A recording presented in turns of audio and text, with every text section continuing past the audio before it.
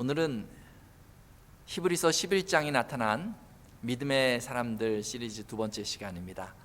에녹의 동행이라는 제목으로 하나님의 말씀 증거하도록 하겠습니다. 사람들의 관심사 중에 하나가 어떻게 오래 살까 하는 것입니다. 그래서 오래 살기 위해서 음식을 잘 조절해서 먹습니다. 또 오래 살기 위해서 이 영양제도 거르지 않고 먹습니다.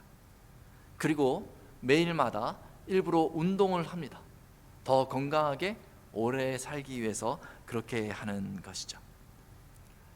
또 의학적으로도 많이 발달해서 저희가 오래 사는데 큰 도움이 되고 있구나라는 것을 알 수 있습니다. 우리 한국의 대한민국 보니까 1960년대는요 그 남성들의 평균 연령이요 51세래요. 그럼 저도 이제 몇 년 안에 죽을 수 있거든요.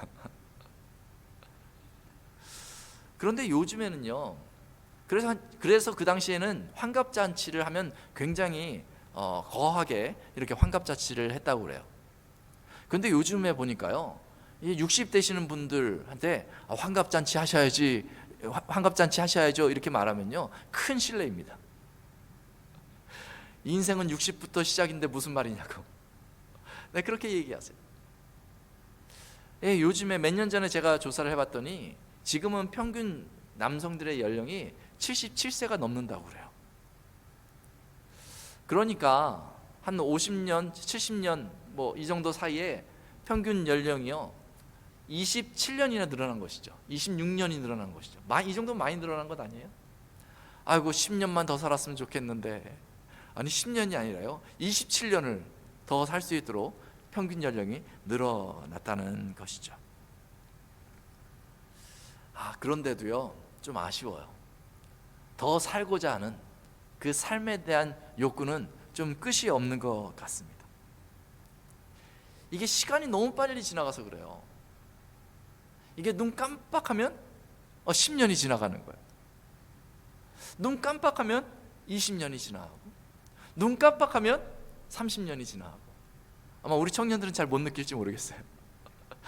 근데 어르신들한테 제가 물어보면 아이고 한 4, 50년이 눈 깜빡할 사이에 다 지나갔어, 그렇게 말씀하시더라고요. 그 이해가 되는 거예요. 그러니까 눈 깜빡하는 사이에 4, 50년이 지나갔으니까 앞으로 내가 눈 깜빡하면 아이고 이 세상에 살고 있지 않겠구나, 이렇게 생각이 들 수 있는 것이죠. 그러니까 너무 마음에 아쉬움이 있는 것이죠. 우리가 얼마나 더 살면 이제 살 만큼 살았다 라고 말할 수 있을까요? 창세기 5장에 보면요, 그때 처음 인류가 이 땅에 번성하던 그런 과정을 기록하고 있는데요, 그 당시의 나이를 보니까요 사람들이 900세를 넘게 살았더라고요. 900세를 넘게 살았어요. 가장 오래 산 사람은요 무드셀라라는 사람인데 969세를 살았다, 이렇게 기록되어져 있습니다. 저희도 한 900세 정도, 아니 한 500세만 살아도 원 없이 살았다, 뭐 이런 말 할 수 있지 않을까 싶은데요.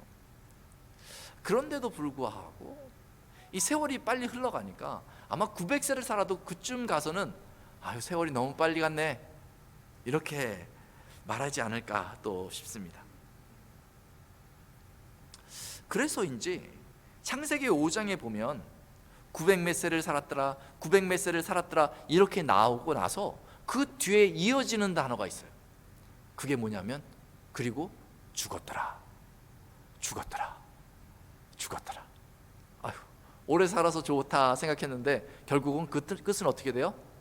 죽었더라, 이렇게 표현하고 있는 것이죠. 셋은 922세를 살고 죽었더라. 에노스는 905세를 살고 죽었더라.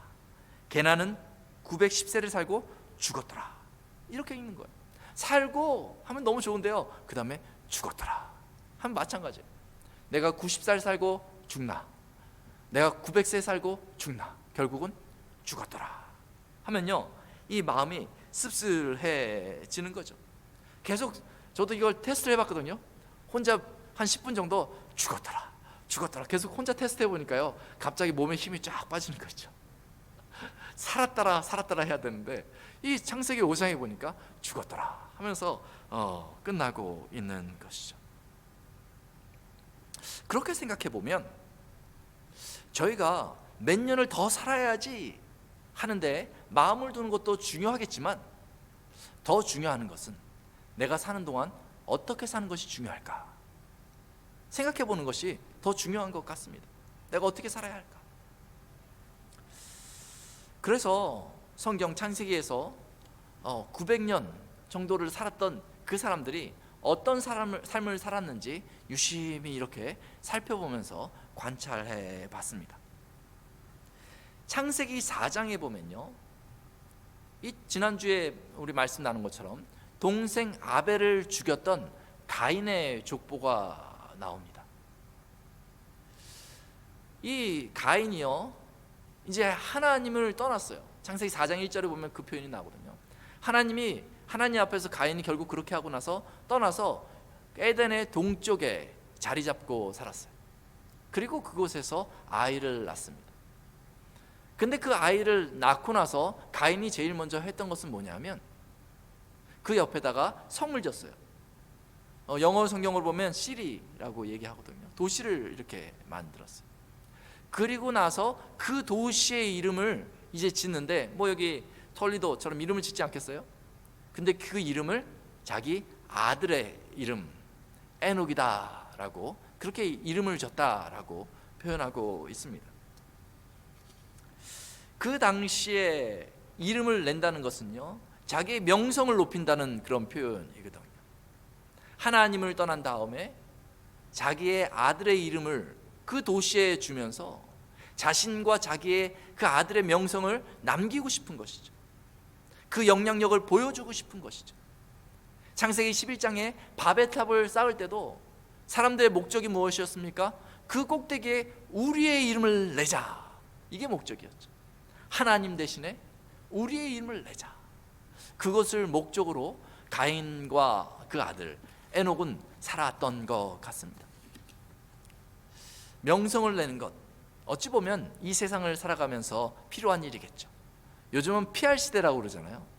가만히 있으면 손해보는 시대니까 자꾸 나를 알려야 되고, 뭐 유튜브를 통해 가지고 난 이런 사람입니다, 사람들이 모이기 위해서 내가 스타가 되기를 원하고, 뭐 그런 시대를 살고 있잖아요. 그게 어떻게 보면 인간적으로 좀 자연스러운 것 같고 이 시대에 꼭 필요한 일인지도 모르겠습니다. 죽어서라도 명성을 남기고 싶은 것, 이게 인간의 본연적인 마음인지도 모릅니다. 또 이 땅을 어떤 관점에서 사람들이 살아갔을까요? 창세기를 계속해서 읽다 보면은 그 가인의 계보에서 6대 손인 라멕이 나옵니다. 라멕이 나와요. 그런데 이 라멕은요, 굉장히 강력한 힘을 가지고 있었던 것 같아요. 권력을 가지고 있었던 것 같아요. 그래서 이 라멕이 어느 날 어떤 소년을 죽이거든요. 근데 죽이고도 나서 스스로 자기에게 면죄부를 줍니다. 창세기 4장 23절 24절에 보니까 라멕이 이렇게 얘기하는 거예요. 아다와 실라여 내 목소리를 들으라. 라멕의 아들들이여 내 말을 들으라. 나의 상처로 말미암아 내가 사람을 죽였고 나의 상함으로 말미암아 소년을 죽였도다. 가인을 위하여는 벌이 7배일진데 라멕을 위하여는 벌이 77배이로다. 이렇게 얘기하고 있는 거예요.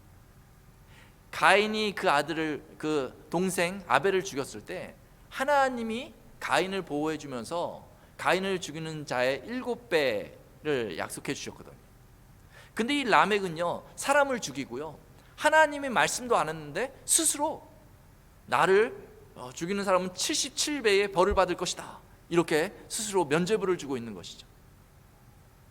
그만큼 권력이 강력했던 사람이구나 라는 것을 저희가 살펴볼 수 있는 거예요. 근데 뿐만 아닙니다. 그 라멕의 아들들은요 또 굉장히 잘났어요. 이 첫 번째 아들은요, 이 가축치는 자들의 조상이 됐다, 이렇게 얘기하거든요. 그 두 번째 아들은요, 이 뮤지션이에요. 그 악기들을 만들고 말이죠. 그 막 음악을 하고요. 그 세 번째 아들은요, 엔지니어예요. 뭘 만들어요. 기구를 자꾸 만드는 그런 엔지니어예요. 아들들이요, 똑똑해가지고 문화를 창출한 거죠. 문화를.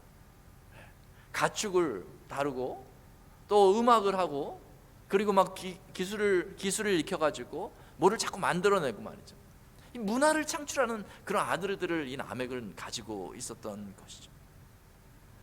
아마 이 집안은요, 이 강력한 권력과 이런 문화를 창출하면서 그 영향력을 확대해 나갔을지 모르겠습니다. 그것이 인생을 살아가는 그런 즐거움이었을 수 있죠. 오늘날에도요, 많은 사람들이 이를 위해서 힘씁니다. 권력을 얻기 위해 힘쓰잖아요. 힘을 얻기 위해서 힘쓰잖아요. 여러분, 왜 돈을 많이 벌고 싶습니까? 그냥 편하게 쓰길 원하기도 하지만 돈이 권력이 되기 때문에 돈을 많이 모으는 경우들도 있습니다. 또 문화생활을 하잖아요.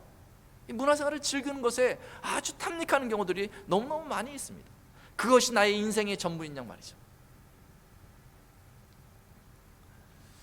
그런 것들이 다 필요합니다. 저희가 부정하는 것은 아닙니다. 살아가면서 명성도 필요하고 권력도 필요하고 그리고 문화생활하는 것도 필요한 것이죠. 그런데 저희가 잘 생각해야 되는 것은 그것만이 전부다 했을 때는 문제가 생길 수 있다는 것입니다. 그것만으로는 부족하다는 거예요.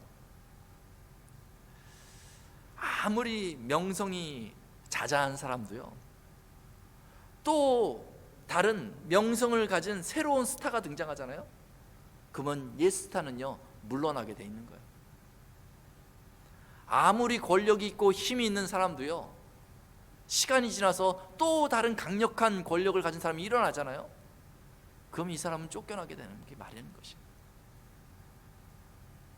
이 땅을 살아가면서 내가 가진 것을 영원히 유지할 수 있다면 참 좋겠지만 실상은 그렇지 않다라는 것이죠. 더군다나 사람에게는 그 끝이 있다는 것입니다. 죽음이 우리 모두를 향해 달려오기 시작하면 명성도 의미가 없어지고 권력도 의미가 없어지고 내가 그렇게 즐기던 문화생활도 이제는 내 관심에서 멀어지게 되는 것이죠. 그리고 어느 날 이 죽음이 그 모든 것을 삼켜버리고 아무것도 없이 이 세상을 떠날 수밖에 없는 것이죠.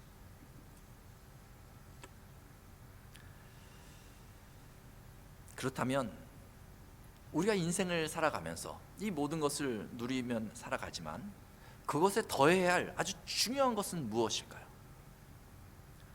우리가 성경을 창세기를 살펴보면 다음과 같은 사람을 만날 수 있습니다. 에녹이라는 사람이에요. 짧게 기록되어져 있는데 에녹이라는 사람입니다. 이 에녹은요, 아까 전에 살펴봤던 가인의 아들과 동명이인입니다. 같은 이름을 가진 사람이죠. 그리고 이 에녹은요, 아까 전에 살펴봤던 라멕과 같은 시대의 사람입니다. 아담의 7대 손이죠. 아담이 아벨 대신 주신 셋의 6대 손인 것이죠. 이 에녹은 아담의 계보를 잇는 사람입니다. 이 에녹은요, 긴 세월을 살지 않았어요. 당대의 사람들은요 900세쯤 살았는데 이 에녹은요 단지 365년밖에 못 살았어요. 지금은 저희가 그렇게 살기로 하지만 당대는 좀 저 사람은 일찍 갔네 하면서 안쓰럽게 여길 만한 그런 사람이에요. 이 땅에서 365년밖에 살지 못한 것이죠. 그런데 창세기 보면요, 누가 누구를 낳았고 죽었더라 이렇게 쭉쭉쭉 이야기가 진행되거든요, 짧게. 근데 이 에녹한테 와서는요 거기에 부연 설명이 나와 있습니다. 근데 특이한 점이 있습니다. 거기 보면요 다른 사람들은 어떻게 돼요? 끝에 뭐가 나와요? 죽었더라 이런 표현이 나오잖아요. 근데 이 에녹의 끝에서는요 죽었더라라는 표현이 안 나오는 거예요. 그러면서 다음과 같이 표현하고 있는데요, 창세기 보니까 하나님이 그를 데려가심으로 세상에 있지 아니하였더라 이렇게 말하고 있어요. 오늘 히브리서에서도 보면요, 이렇게 증언하고 있죠. 에녹은 죽음을 보지 않고 옮겨졌으니 하나님이 그를 옮기심으로 다시 보이지 아니하였느니라. 이렇게 얘기하고 있습니다. 에녹은요, 죽지 않고 365년이 됐을 때 하나님이 하나님의 나라로 옮겨가셨다는 거예요. 성경에 이런 인물이 없거든요. 근데 그 짧은 표현에 이 에녹이 어떤 사람일까 하는 너무나 큰 궁금함이 있습니다. 그래서 에녹을 보면서 죽음을 피하는 비법을 저희가 배우고 싶은 것이죠. 그래서 더 관심이 갑니다. 성경을 잘 살펴보니까 에녹이 하나님과 동행했다, 이런 표현이 나와요. 그런데 이 하나님과 동행한 시간을 보니까요, 300년을 동행했다, 이렇게 이야기하고 있거든요. 처음에는요, 이 에녹을 보면서 야, 이 에녹은 태어나면서 아주 경건하고 아주 거룩한 사람이었나 보다, 죄를 하나도 짓지 않는 그런 사람이었나 보다, 뭐 이렇게 생각할 수 있잖아요. 그런데 보니까 에녹이 몇 살까지 살았죠? 365살을 살았다, 이렇게 얘기하고 있어요. 근데 하나님과 동행한 시간은 얼마라고요?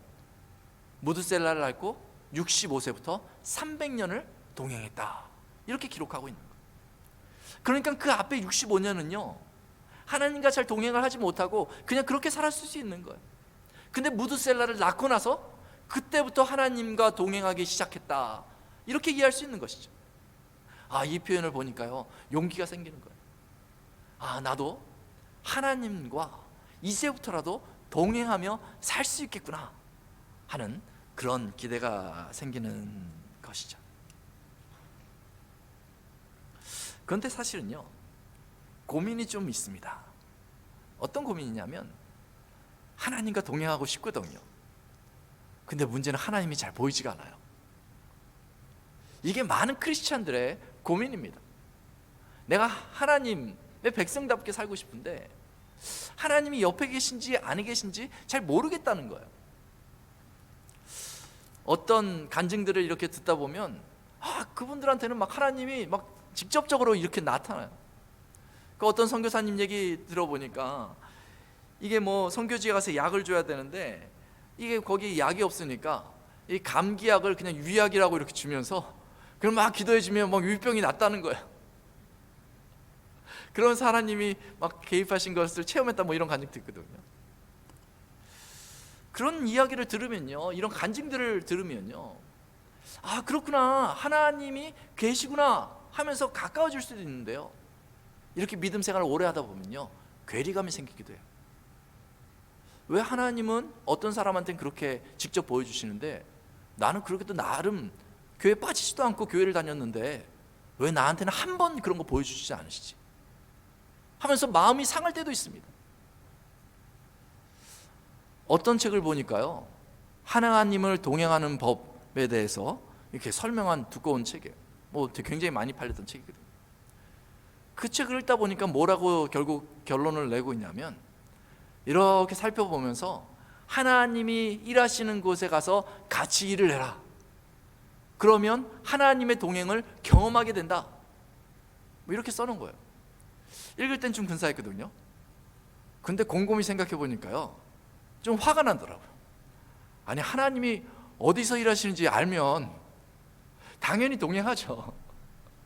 근데 그게 안 보여서 문제인 거잖아요.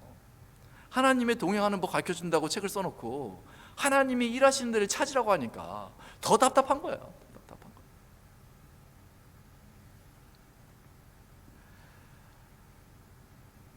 어떻게 우리는 하나님과 동행할 수 있습니까?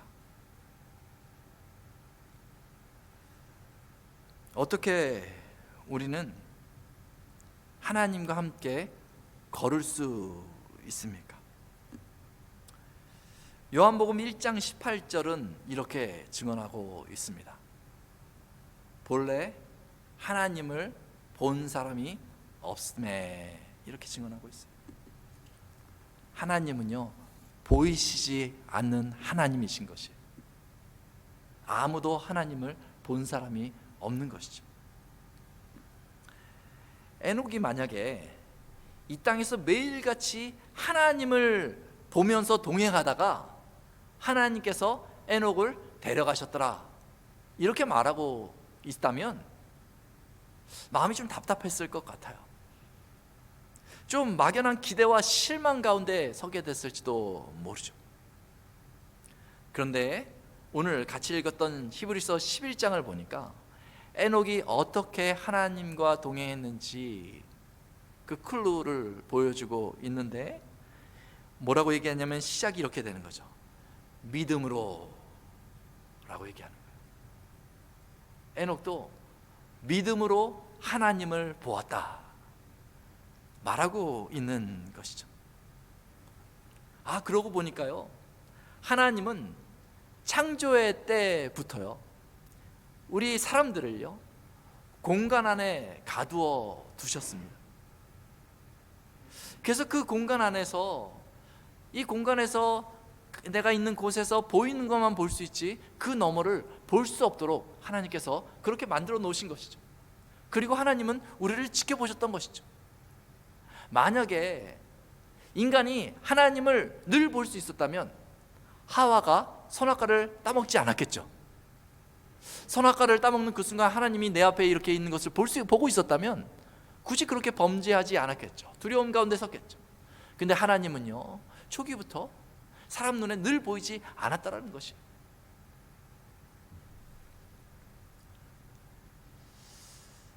하나님께서 사람들에게 늘 등장하지 않으시지만 또 등장하시고 또 등장하지 않으시지만 등장하지 않으실 때 그때 하나님께서는 사람들에게 요구하시는 것이 있어요. 그것이 뭐냐면 바로 믿음이라는 것이죠. 아마 에녹도 그러했던 것 같습니다. 하나님과 긴밀히 만나는 시간이 있지만, 하나님이 정말 적극적으로 이 인생 가운데 개입하시는 그 순간이 있지만 많은 시간은 그렇지 않았을 수 있습니다. 그때 에녹은요 무엇을 통해서 믿음으로 하나님을 봤죠.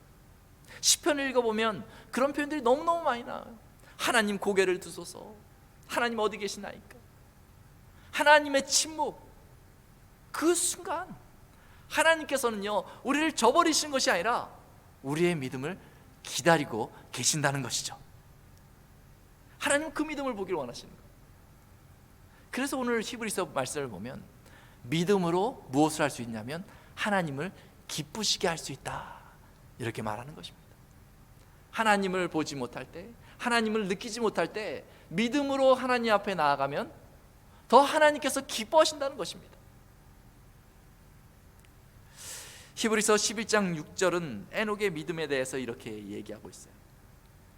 하나님께 나아가는 자는 반드시 그가 계신 것과 또한 그가 자기를 찾는 자들에게 상 주시는 이심을 믿어야 할지니라 이렇게 이야기하고 있습니다. 믿어야 할지니라. 당장 그렇게 보이지 않는다 할지라도 하나님은 계셔, 하나님은 나에게 상 주시는 이야 하면서 하나님 앞에 나아가야 한다는 것입니다. 그렇게 믿어야 한다는 것입니다. 그러면 하나님께서 기뻐하신다는 것이죠. 저는 이 말씀을 생각하면서 어떤 예를 들면 좀 잘 이해가 될까 고민을 했어요. 생각해 보니까 제가 지금 저 혼자 톨리도에 있잖아요. 저희 가족들이 캘리포니아에 있잖아요. 그래서 저희 그 딸들이 종종 저한테 비디오 콜을 요청합니다. 뭐 수시로 이렇게 요청을 해요. 그래서 이렇게 서로 얼굴을 보면서 이야기를 하거든요. 그러면은 저는 좀 떨어져 있었기 때문에 좀 낯설 거라 생각을 하는데 애들 입장에서는 그렇지가 않은가 봐요. 아빠가 너무너무 반가운 거예요. 그러면서 애들이 자신 있게 저한테 늘 이야기합니다. 아빠, 내가 컴퓨터에서 뭘 봤는데 이걸 아빠는 사줄 거야 하면서 드레스도 보여주고 워키토키도 보여주고 하면서 어떻게 그렇게 확신이 있는지 모르겠어요. 저를 확실히 믿고요, 아빠는 이걸 사줄 거야, 아빠는 언제 와? 그러면서 아이들이 그러는 거예요. 그러면요 제 마음이 어떻겠어요? 되게 좋아요. 사실은 한 달 이렇게 이상 이렇게 떨어지면 왠지 좀 써먹할 것 같은 마음이 들거든요. 애들이 나를 좀 어색하면 어떡할지 하는 그런 마음이 있거든요. 근데 아이들이요, 저를 딱 보는 순간 완전히 아빠로 믿어지고, 아빠는 뭐든지 날 위해서 해줄 거야 하면서 이야기를 하면요, 고개를 끄덕일 수밖에 없어요. 그래, 내가 해줄게. 너무 좋은 거예요. 아마 이런 거 아닐까요? 눈에 보이지 않지만 하나님이 나를 부르셨기 때문에, 하나님께서 내 인생에 순간순간 개입해 주셨기 때문에, 내가 세상을 떠나는 그날까지 하나님이 내 눈에 보이지 않는다 할지라도 나는 하나님이 계신 것을 믿습니다. 나는 하나님께서 나에게 상 주시는 이심을 믿습니다. 이렇게 고백할 때마다 하나님께서 기뻐하시고, 하나님께서 그것을 너가 나와 동행했다 라는 것으로 여겨주지 않을까, 그렇게 생각하게 되는 것이죠. 사랑하는 성도 여러분, 하나님께서는 믿음의 동행자를 찾고 계십니다. 오늘 우리의 상황이 어렵고 우리의 여건이 내가 감당하지 못할 그 순간이어서 하나님 도와주세요 라고 말해도 하나님께서 마치 침묵하는 것 같지만, 그 순간 하나님이 안 계신가 보다 라고 마음먹을 것이 아니라, 하나님, 하지만 내가 도와달라고 간구하지만 하나님께서 이 일을 하지 않으셔도 나에겐 분명한 믿음이 있습니다. 이것이 내 인생의 가치이기 때문입니다. 그 믿음은 뭐냐면 하나님이 계시다는 것입니다. 하나님이 나에게 상 주시는 이시라는 것입니다. 이것을 고백해야 합니다. 오늘날의 시대는 에녹의 시대보다 훨씬 하나님을 잘 믿을 수 있습니다. 왜냐하면 하나님께서 우리에게 하나님에 대해서 계시해 놓은 성경책을 주셨기 때문입니다. 하나님에 대해서 눈이 가려워질 때 여러분 성경을 펴서 읽으시기 바랍니다. 오늘날에는요, 에녹의 시대보다 훨씬 하나님을 잘 믿을 수 있는 시대입니다. 왜냐하면 2000년 전 분명하게 예수 그리스도를 우리와 똑같은 육신으로 이 세상에 보내주셨기 때문에 그렇습니다.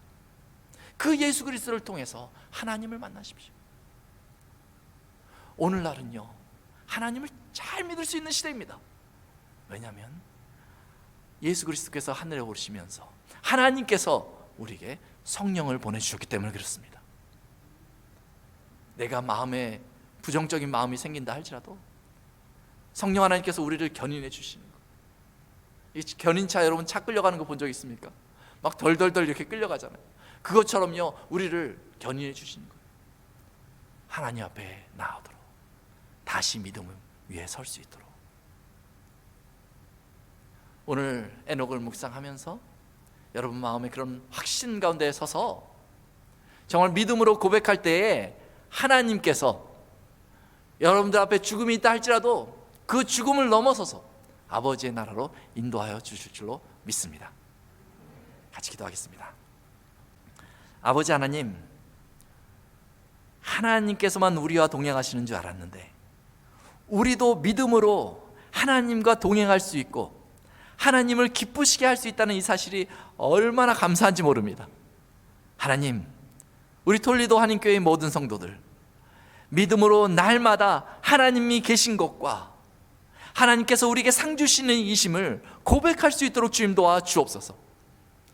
그때에 하나님께서 임재하여 주셔서 우리 안에 하나님 주시는 평강과 기쁨이 넘쳐날 수 있도록 주님 도와 주시고, 죽음을 두려워하는 것이 아니라 죽음 너머의 나라를 기쁨으로 기대할 수 있는 온 성도들 될 수 있도록 주님 도와 주옵소서. 예수님의 이름으로 기도합니다. 아멘.